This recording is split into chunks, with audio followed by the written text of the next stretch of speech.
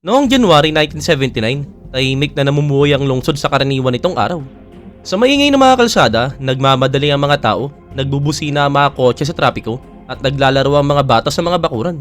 Talaga namang walang kakaiba at sa isang balkonahe ng gusali, nakaupo ang isang batang babaeng English. Pinapakain niya ang mga pusang gala at nagpipinta ng mga tanawin ng lungsod. Para sa kanyang mga kapitbahay, isa lamang siyang kakaibang pintor. Sa ilalim naman ng kanyang bintana nakaparada ang isang pulang Volkswagen. Walang sino mang nagbibigay ng pansin dito, subalit sa mismong araw na yon, dumaan sa tabi ng kotse ang isang convoy na sakay ng taong tinaguriang numero 1 kalaban ng Israel na si Ali Hassan Salame. Noong panahon na yon, talagang hindi lang basta Palestine leader si Salame. Siya ang tinatawag na Red Prince, ang sinasabing utak sa likod ng malupit na teroristang pag-atake sa Munich Olympics noong 1972. Doon sinakop ng mga grupong Black September ang koponan ng Israel at 11 atleta ang nakitil at lahat ay nasa ilalim ng kanyang utos. Nangako ang Israel na maghihiganti at nagsimula ang isang lihim na operasyon na tinatawag na Wrath of God. Isang misyon upang hulihin at ubusin ang lahat ng sangkot sa Munich. Subalit sa loob ng maraming taon, palaging nakalulusot si Salame na parang anino na mahirap hulihin. Hanggang sa January 22, 1979, dumating na ang kabayaran ng kanyang mga ginawa. Habang papalapit ang kanyang convoy sa pulang Volkswagen, isang napakalakas sa pagsabog ang yumanig sa mga kalsada. Sa isang iglap, ang abalan ng sanga ay naging isang bangungot. Walang sino man ang nakaisip na ang tahimik na babaeng English sa balkonahe ay hindi lang basta pintor. Ang kanyang tunay na pangalan ay Erica Chambers, isang lihim na ahente ng Mossad. Subalit ano nga ba ang papel ng babaeng ito sa operasyon? Paano niya nagawang patumbay ng isa sa mga pinakamapanganib na teroristang hinahanap ng Israel sa loob ng maraming taon? Sa video na ito, malalaman ninyo ang buong kwento ni Erica Chambers, ang misteryosang babae na sa araw na yon nakatayo sa isang balkonahe at nagawa ang bagay na hindi kayang tapusin ng pinakabihasang mga operatiba ng Mossad. Pero bago natin simulan yan, kung bago ko pa lamang sa aming channel, huwag mo sana kalimutan na mag-subscribe para naman lagi kang updated sa mga ganitong uri ng video. At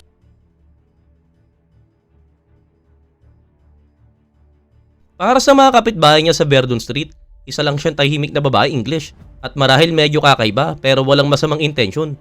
At kilala siya bilang Penelope. Mahilig siyang magpakain ng mga pusang gala at madalas magpinta ng mga tanawin ng lungsod mula sa kanyang balkonahe. Walang sino man ang nakapansin na may tinatago siyang lihim. Subalit matapos ang malakas sa pagsabog na yon, bigla siyang nag-impake at iniling niya sa mga kapitbahay na alagaan ng mga pusa. Iniwan ang pagkain para sa mga ito at sinabi nga alis muna siya saglit upang makabawi sa gulat na nangyari. Tila natural talaga ang kanyang reaction, subalit talagang hindi na siya muling nagpakita. Para bang naglaho siya sa hangin. Pagkalipas naman ng ilang panahon, nang buksan ng mga tao ang kanyang apartment, natagpuan nila ang isang British passport at doon ng bunyag ng katotohanan, ang misteryosang Penelope ay hindi talaga umiiral. Ang kanyang tunay na pagkakakilanlan ay si Erica Chambers, isang ahenteng Mossad na inutusan para sa isang tanging mission. Nakakagulat para sa operasyon na ito, hindi man lang siya gumamit ang peking pagkakakilanlan. Nagtrabaho siya gamit ang tunay niyang pangalan at totoong pasaporte at dahil dyan, lalo pang naniwala ang mga tao sa kanyang pagkakunwaring ordinaryo. Paano nga ba nangyari na ang isang simpleng dalagita mula sa London ay napunta sa isa sa mga pinaka-controversial na pagkitilang kasaysayan? Tinawag siyang Penelope, subalit sa likod ng pangalang yon ay may ibang kwento. Ang tunay niyang pangalan ay Erica Maria Chambers. Ipinanganak at lumaki siya sa London sa isang pamilyang hindi kailanman nagdanas ng kakapusan. Ang ama niya na si Marcus Chambers ay isang kilalang karerista, nanalo sa 24 Hours of Le Mans at naging matagumpay na manager sa mundo ng motorsport. Nagmula siya sa isang Old English na pamilya. Ang ama pa niya na isang admiral sa Royal Navy, ang kanyang ina na si Lona Negros mula sa mayamang pamilyang Hudyo ng Czechoslovakia. Halos lahat ng mga kamag-anak ni Lona ay kinitil sa mga Nazi concentration camp at si Lona mismo ay tumakas papuntang Britain noong digmaan. Lumaki si Erica ng Marangya sa Holland Park, West London kasama ang nakatatandang kapatid na si Nicholas. Nag-aaral siya sa kakaibang pribadong paaralan, nakaranas sa mga komportabling buhay at tinuruan ng wastong paggalang bilang isang Ingles. Mukhang payapa ang lahat, subalit nagkakawatak-watak ang pamilya habang bata pa ang magkakapatid. Nanatili si Erica kasama ang kanyang ina at nag-aral sa University of Southampton, kumuha ng kursong geography. Kinilala siya ng mga propesor bilang isang masipag, subalit minsan padalos-dalos na estudyante. May maliit siyang pulang Mini Cooper at mahilig siyang magpatakbo sa lungsod ng mabilis, isang ugaling nagpaalab ng adrenaline na kalaunan ay nakatawag pansin sa Mossad. Pagkatapos naman sa university, may kiling naglibot si Erica sa Australia pero hindi nagtagal, dumating siya sa Israel para magpatuloy ng pag-aaral sa Hebrew University of Jerusalem. Dumating siya roon sa panahong ginugulo ng trahedya ang Munich Olympic. 11 Israeli atleta ang kinitil ng grupong Black September.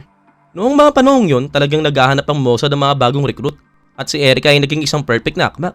Marunong siya ng German, isang handog mula sa kanyang nanay na lumaki sa Central Europa at hindi man lang halata na Hudyo ang itsura niya, na kung saan malaking kalamangan para sa mga operatiba. Sa tingin ng Mossad, siya ay malinis gaya ng sabi nila at ang ibig sabihin, walang halatang ugnayan sa Israel. Walang sino mang mag-iinala na siya ay isang Israeli agent, subalit ang nakapagpakabig na dahilan ay ang kanyang personal na kasaysayan. Ipinakita sa kanya ang mga dokumentong naglalarawan kung paano nakitil ang kanyang mga kamag-anak sa gas chamber ng Nazi.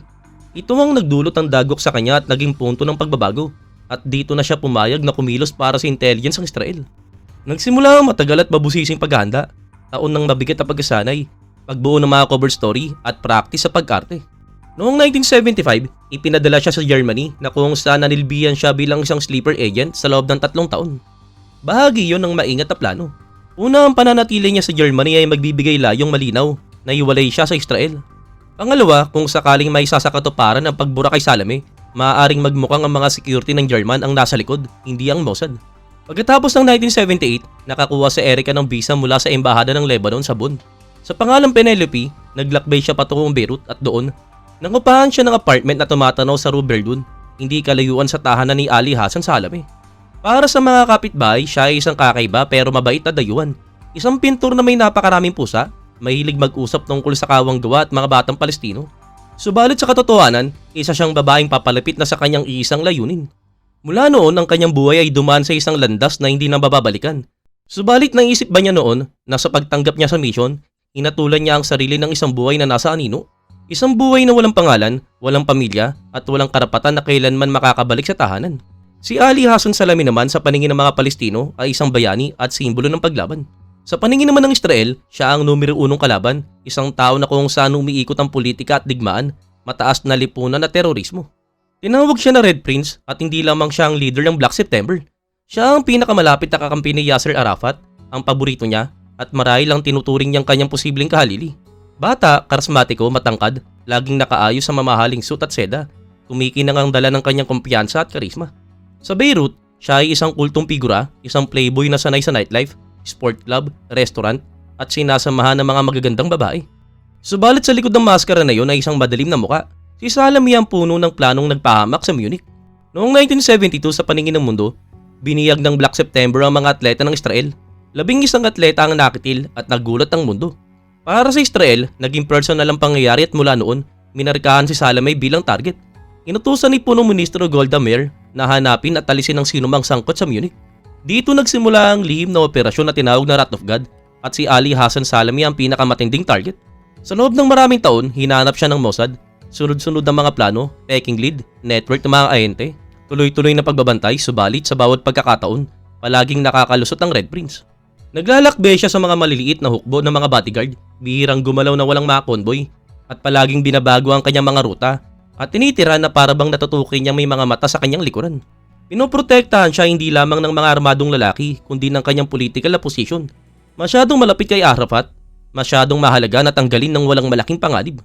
Sa isang punto, dinala pa nga ang isa sa mga pinakasikat na operatiba ng Mossad, si Sylvia Rafael, isang veteranong ahente na may maraming taon ng undercover work, malawak na network ng kontak at kahanga-hangang record.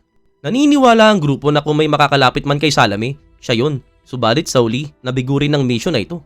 Samantala, patuloy ang dobleng buhay ni Salame. Sa araw, gym at politikal na pagpupulong, at sa gabi naman, kasiyahan at mga handaan. Isang playboy sa mga seda niyang damit, tila komportable sa malupit na papel ng isang mastermind ng terorismo. Para sa Mossad, higit pa siya sa isang target, naging usapin ng dangal ng kanyang pagbura. Subalit tumagal ang mga panahon, parang walang katapusang paghahabol ng mga taon. At kung nabigo ang pinakamahusay sa pinakamahusay, kahit pa si Sylvia Rafael, sino pa ang makakagawa? Ngayon, sa hindi inaasahan, isang batang babaeng English ang pumasok sa larawan. Isang pintor, mahilig sa mga pusang gala, walang kasaysayan ng covert operation, isang babae na hindi nakakitil kailanman. Mapaniwala ba na siya na higit sa lahat ng iba? Ang nagtagumpay na kung saan nabigo ang pinakamagaling na operatiba ng Mossad? Noong tag-init ng 1978, pumasok sa isang napakahalagang yugto ang Mossad. Binigyan ng codename na MB ang operasyon na nangangulog ang burner at pinamunuan ito ng legendary official na si Mike Harari. Sumusuporta sa mission ng isang Lebanese na ahente na nagtatrabaho para sa Israeli Military Intelligence. Nagbibigay siya ng napakahalagang detalye tungkol sa araw-araw na gawain ni Ali Hassan Salame. Kailan umaalis sa bahay, kailan bumibisita sa asawa, saan siya tumitigil sa daan at kung paano kumikilos ng kanyang mga bodyguard. Sinimulan ng Mossad ang pagpapadala ng mga cover team sa Beirut at ang kanilang tungkulin ay maglaho sa lungsod at subaybayan ng Red Prince na hindi niya mararamdaman man lang na may anino ng panganib. Isa pa ngang operatiba ang naatasang sumapi sa gym na madalas puntahan ni Salame ilang beses sa isang linggo at dito pumasok ang kwento ni Agent D. Nakatira siya sa ilalim ng peking identity, gumagalaw sa pagitan ng Beirut at Damascus at ang base niya ay ang Beirut International Hotel.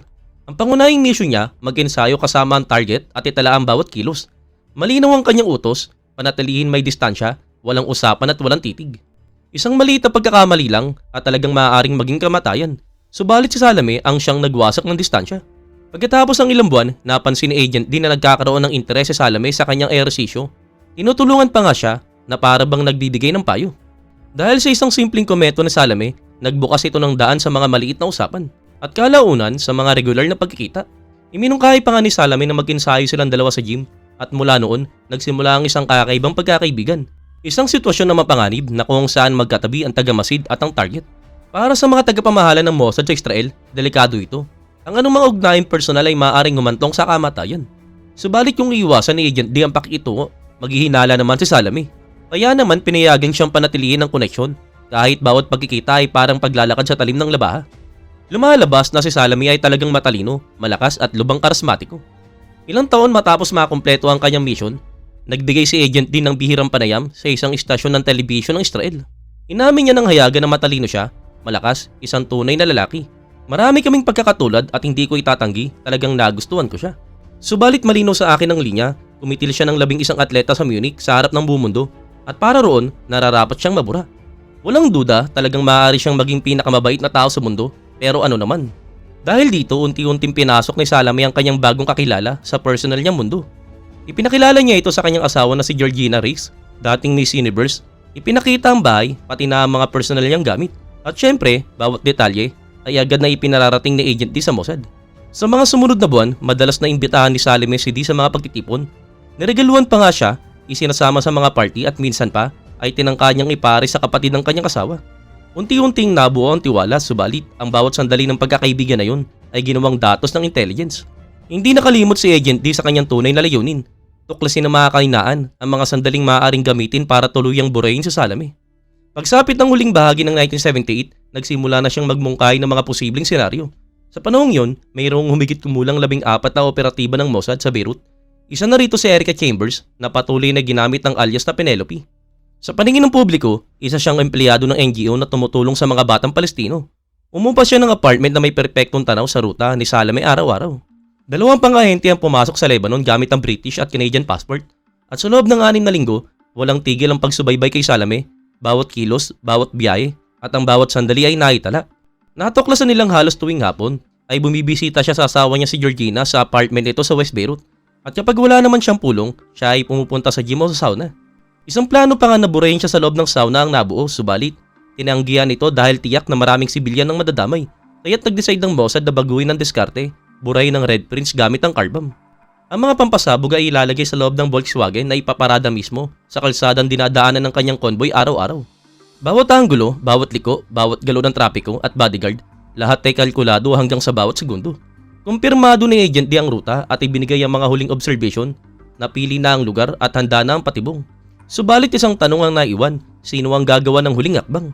Sino ang nasa tamang pwesto, mayroong malinaw na tanaw at mayroong matatag na kamay para pindutin ang detonator sa mismong sandaling dumaan ng Chevrolet ni Salame sa tapat ng Volkswagen? Ang sagot dito ay nasa itaas sa ikawalong palapag sa balcony na kung saan isang tahimik na pintor ang nagpapakain ng mga pusang gala. Doon magaganap ang huling yugto ng operasyon. Anong papel ang gagampanan ni Erica Chambers at bakit siya ang pinili upang isagawa ang huling nakamamatay na utos? January 22, 1979, tahimik ang Beirut sa kanyang pang-araw-araw na buhay. Sa Verdun Street, nagmamadali ang mga tao, bumubusina ang mga kotse at mula sa mga tindahan ay umaalingaso ang amoy ng kape at pampalasa.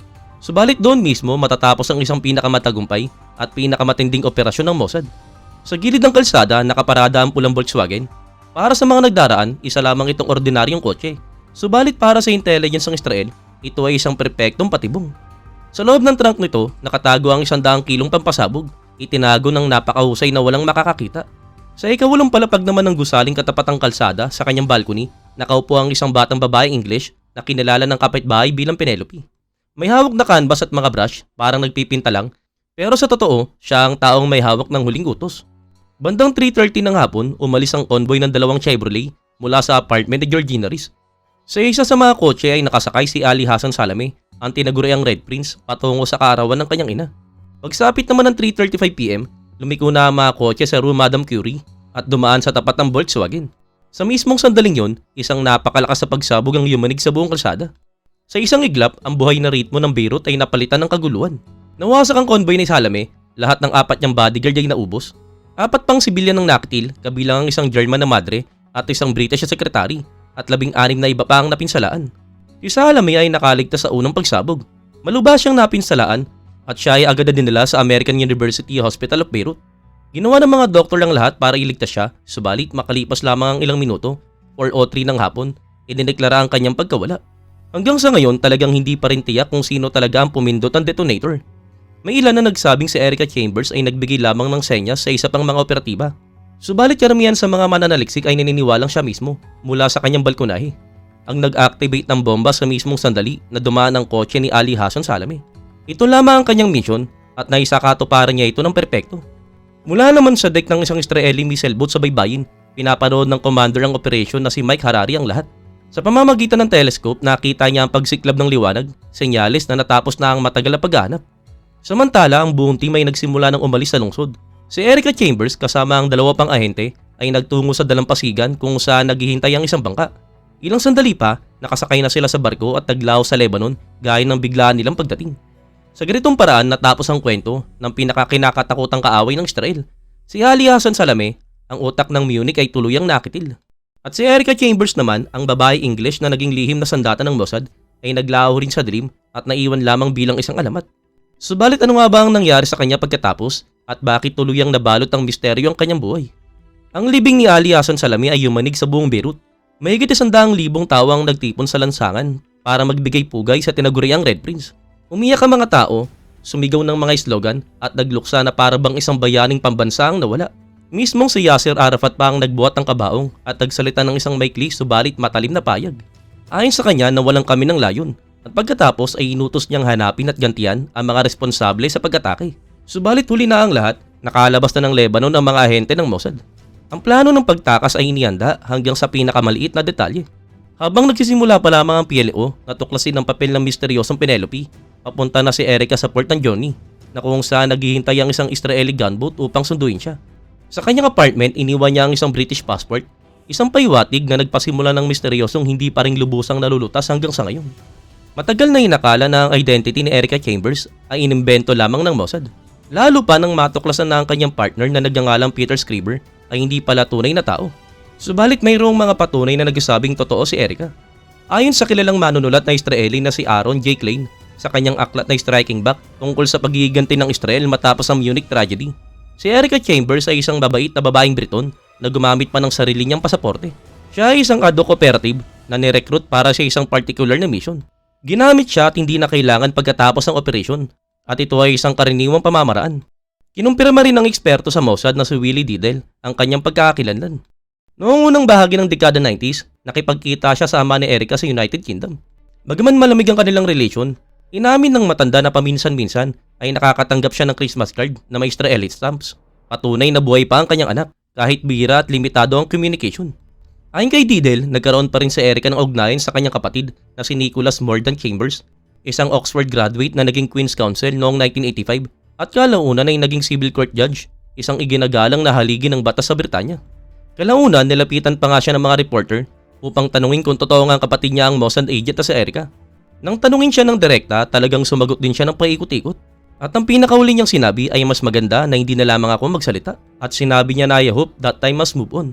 Isang sagot na kasing enigmatic ng mismong kwento ni Erica Chambers.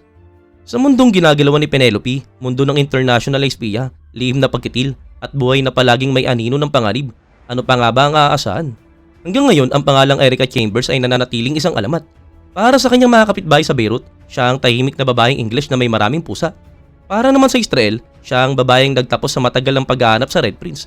At para sa buong mundo, siya ay isang misteryo ang alamat ng unang babaeng Briton sa Mossad. Subalit sino nga ba talaga si Erica? Isa ba siyang espiya o isang bayani? O isang simpleng piyesa lamang sa mas malaking laro ng kapangyarihan? Ibahagi mo ang iyong kasagutan sa komento, gusto naming malaman yan. At huwag mong kalimutang i-like ang video kung nagustuhan mo. At mag-subscribe ka na rin sa aming channel para sa iba pang kakaibang kwento.